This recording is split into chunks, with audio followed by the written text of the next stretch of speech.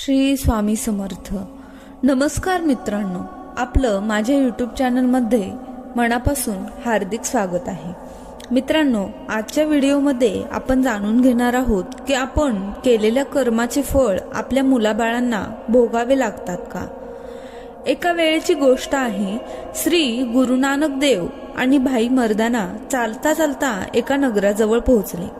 गुरु नानक देव यांनी त्यांचे प्रस्थान नगराच्या बाहेर स्थापित केले. त्या नगराचा राजा एक मुस्लिम बादशहा होता. तो बादशहा त्याच्या प्रजेवर खूप अत्याचार करायचा. प्रजेची कष्टाची कमाई तो हिसकावून घ्यायचा आणि त्या कमाईने त्याची तिजोरी तो भरत होता. त्या राजाची प्रजा त्याच्या कृत्यामुळे खूपच दुःखी होती. राजा त्याच्या प्रजेवर वेगवेगळ्या प्रकारचे कर लावत असे. एके दिवशी त्या राजाचा एकुलता एक मुलगा खूप जास्त आजारी पडला.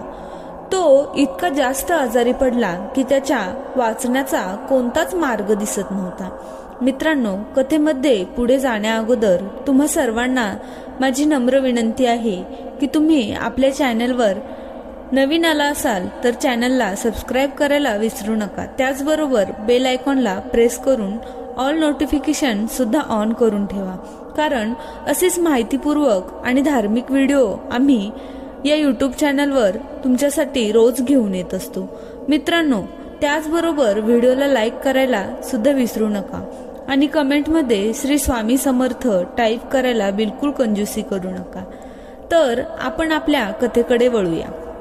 त्या बादशहाचा एकुलता एक मुलगा खूप जास्त आजारी होता आणि तो इतका जास्त आजारी होता की त्याच्या वाचण्यासाठी कोणताही मार्ग दिसत नव्हता. त्या बादशहाने आजूबाजूच्या सर्व वैद्यांना, साधू संतांना सर्वांना बोलावले. राजाकडून जेवढं काही शक्य असेल तेवढे त्याने केले, परंतु सर्वांनी राजाला एकच उत्तर दिलं की त्याचा मुलगा आता बरा होऊ शकत नाही. बादशहाजवळ एक पंजाबी सरदार काम करायचा. राजाने त्या सरदाराला त्याच्याजवळ बोलावले आणि त्याला सांगितलं की माहित नाही माझ्या मुलाला कोणत्या प्रकारचा आजाराने ग्रासले आहे.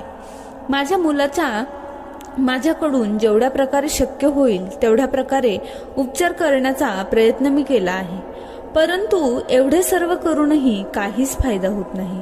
सर्वजण हेच म्हणत आहेत की माझ्या मुलाच्या वाचण्याचा कोणताही मार्ग दिसत नाही.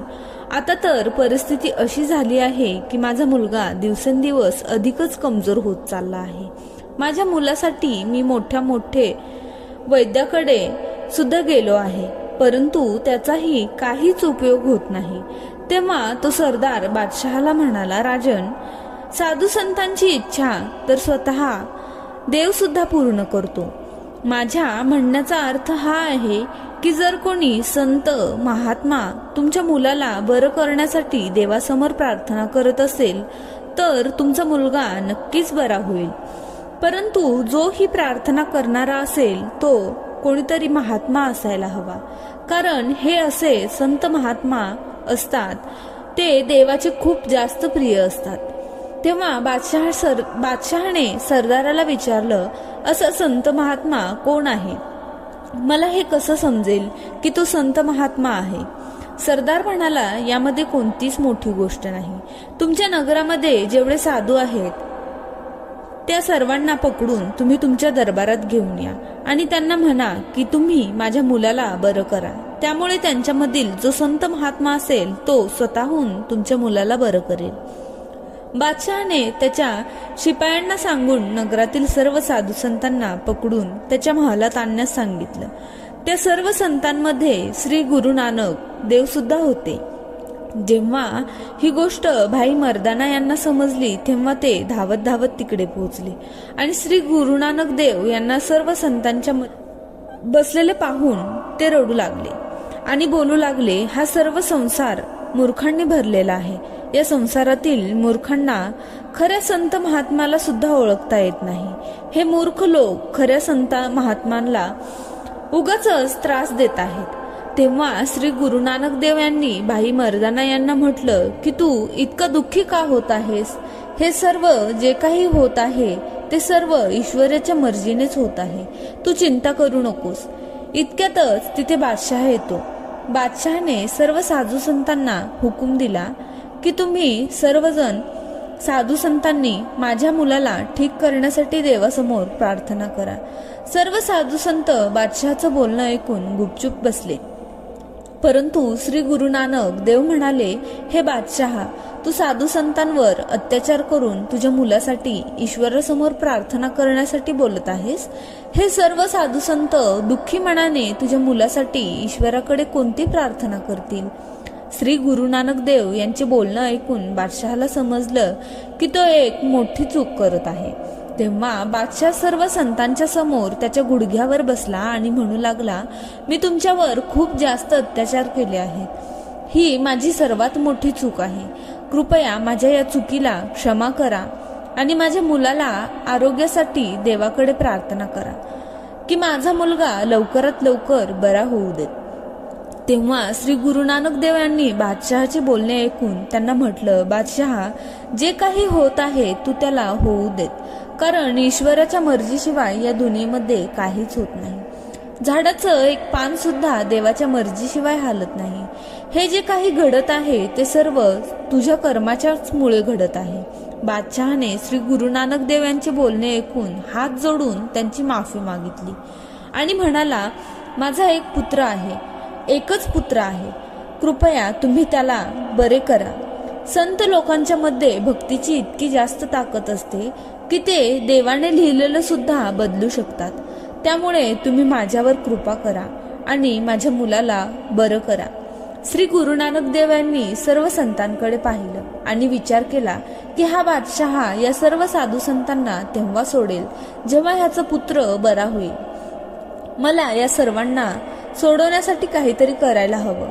श्री गुरु नानक देव यांनी त्यांचे डोळे बंद केले आणि थोड्या वेळाने डोळे उघडले आणि त्यानंतर ते बादशहाला म्हणाले, जर तुला तुझ्या मुलाला बरं करायचं असेल तर त्याला संतांचं उष्ट जेवण द्यावं लागेल. बादशहा म्हणाला, तुम्हाला जसं वाटेल तसं करा, परंतु माझ्या मुलाला तुम्ही एकदम बरं करा. तेव्हा श्री गुरु नानक देव यांनी एक भाकरी मागवली आणि अर्धी भाकरी स्वतःने खाल्ली आणि राहिलेली अर्धी भाकरी बादशहाच्या मुलाला खायला दिली. उष्ट अन्न खाऊन तो मुलगा एकदमच बरा झाला. बादशहा हा सर्व चमत्कार पाहून चकितच झाला. त्याने विचार केला की हा महात्मा तर खूपच चमत्कारिक आहे. जेव्हा सरदारने हा चमत्कार पाहिला तेव्हा तो तर घाबरूनच थरथरू लागला. सर्व साधू हा चमत्कार पाहून हैराण झाले. बादशहा हा सर्व प्रकार पाहून श्री गुरु नानक देव यांच्या चरणामध्ये पडला आणि त्यांच्या कृत्याची माफी मागू लागला आणि म्हणू लागला, माझ्याकडून खूप मोठी चूक झाली आहे. मी तुमचा अपमान केला आहे. तेव्हा गुरु नानक देव बादशहाला म्हणाले, तू माझा नाही तर या सर्व साधू संतांचा अपमान केला आहेस. तुझ्या प्रजेचा अपमान केला आहेस. तू तुझ्या शक्तीच्या जोरावर प्रजेच्या मेहनतीची कमाई खात आहेस. तुझ्या नगरातील प्रजा मेहनत करून त्यांच्या परिवाराचे पालन पोषण करत असते आणि तू त्यांची मेहनत कमाई लुटत आहेस. तू तुझ्या आसपास असणाऱ्या पशुपक्ष्यांना पहा, ते ईश्वरावर भरोसा ठेवून स्वतःच्या मेहनतीचं खात असतात आणि म्हणूनच ते नेहमीच आनंदी आणि तंदुरुस्त असतात. बेईमानीने कमवलेले धन हे हरामाचे धन आहे आणि याचं हरामाच्या धनाने तुझ्या मुलाचे पालन पोषण करत आहेस. त्याच्यासोबतच जे काही घडलं आहे ते फक्त आणि फक्त तुझ्या वाईट कर्मामुळे घडलं आहे. तुझ्या वाईट कृत्याची शिक्षा तुझ्या मुलाला भोगावी लागली आहे. बादशहाने श्री गुरु नानक देव यांचे चरण पकडले आणि तो म्हणू लागला, हे सद्गुरू, आता मी स्वतःला कसं बदलू? कृपया तुम्ही मला याबद्दल काहीतरी सांगा. मी माझ्या वाईट कृत्यांचा प्रायश्चित्त करू इच्छित आहे. तेव्हा श्री गुरु नानक देव म्हणाले, तू मला वचन दे की आतापासून पुढे तू कोणतेही वाईट काम करणार नाही. नेहमीच मेहनत करशील आणि मेहनतीचंच कमाई खाशील. दुसऱ्यांवर अत्याचार करणार नाहीस. तू दुसऱ्यांकडून जेवढं काही लुटले आहे ते सर्व तू त्यांना परत देशील आणि सर्व जनतेची सेवा करशील. श्री गुरु नानक देव यांचे बोलणे ऐकून बादशहा म्हणाला, गुरुजी, तुमचे हे अनमोल उपदेश मी नेहमी लक्षात ठेवीन. आणि त्यानंतर राजाने प्रजेकडून चुकीच्या मार्गाने लुटलेला एक एक पैसा आदरासहित प्रजेला वापस केला आणि तो राजा श्री गुरु नानक देव यांचा शिष्य बनला. मित्रांनो, श्री गुरु नानक देव यांच्या ह्या उपदेशाला आपण सुद्धा आपल्या जीवनामध्ये जरूर आचरणात आणायला हवं आणि नेहमीच मेहनत करून, कष्ट करून, इमानदारीने धनसंपत्ती कमवायला हवी.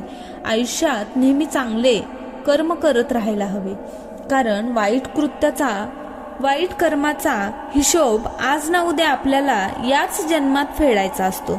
जर तो तुम्ही फेडू शकला नाही तर मग तुमच्या मुलाबाळांना फेडावा लागतो. त्यामुळे नेहमी मेहनत करून इमानदारीनेच श्रीमंत व्हा, समृद्ध बना. चुकीच्या मार्गाने कमवलेल्या धनाने स्वतःचा आणि येणाऱ्या पिढीचं नुकसान करू नका. मित्रांनो, तुम्हाला माझे विचार पटले असतील तर व्हिडिओला लाईक करायला विसरू नका. भेटूया पुढच्या अशाच एका ज्ञानवर्धक व्हिडिओमध्ये, अशाच एका नवीन चर्चेसह. तुम्हा सर्वांचे मनपूर्वक आभार. श्री स्वामी समर्थ.